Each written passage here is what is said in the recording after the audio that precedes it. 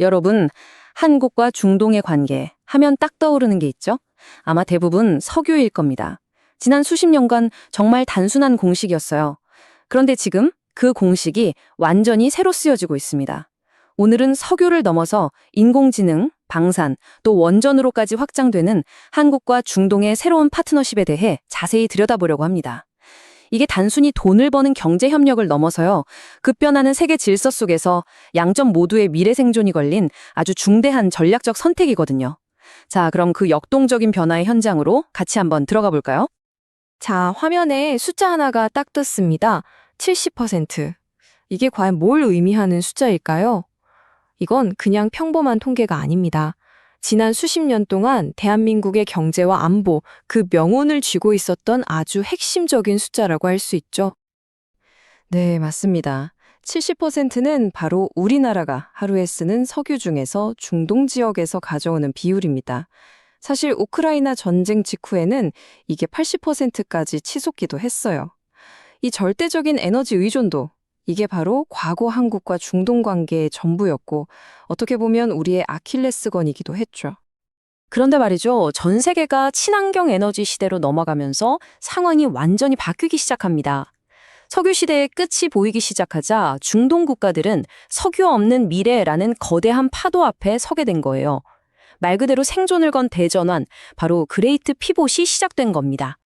예전에 중동의 경제 모델은요, 아주 간단했어요. 원유 팔아서 번 돈으로 나라 살림을 꾸리는 거죠. 국민들한테 세금을 안 걷는 대신 국가가 그 부를 나눠주는 그런 독특한 시스템이었습니다. 하지만 유가가 요동치고 세상의 규칙이 바뀌면서 이 모델이 이제 더 이상 통하지 않게 된 겁니다. 그래서 석유를 대체할 새로운 성장 동력으로 뭘 선택했느냐? 바로 이겁니다. AI랑 스마트시티 같은 미래 산업을 키우고 또 방산이나 원자력으로 기술 자립을 이루겠다는 거죠. 이건 그냥 이것도 해볼까 하는 수준이 아니에요. 국가의 운명을 걸고 판을 아예 새로 짜는 겁니다. 자, 그럼 여기서 진짜 중요한 질문이 하나 나오죠. 이렇게 미래 파트너를 애타게 찾는 중동 국가들 눈에 왜 하필 대한민국이 이렇게 매력적인 카드로 떠오른 걸까요? 우리가 가진 필승 카드가 대체 뭘까요?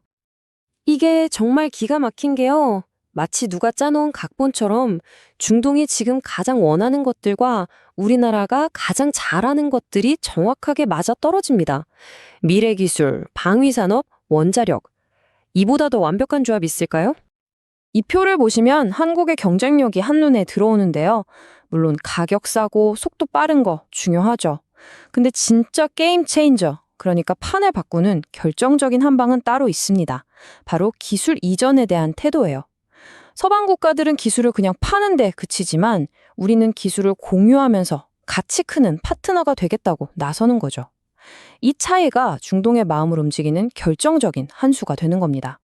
특히 방산 분야에서 한국이 받는 신뢰는 정말 특별해요.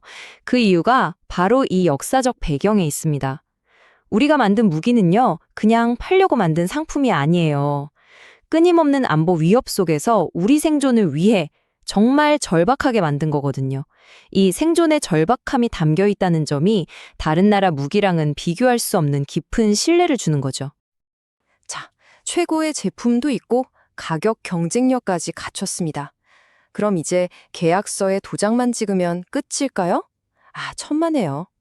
수십조 원이 오가는 이런 빅딜의 마지막 퍼즐은 바로 외교입니다.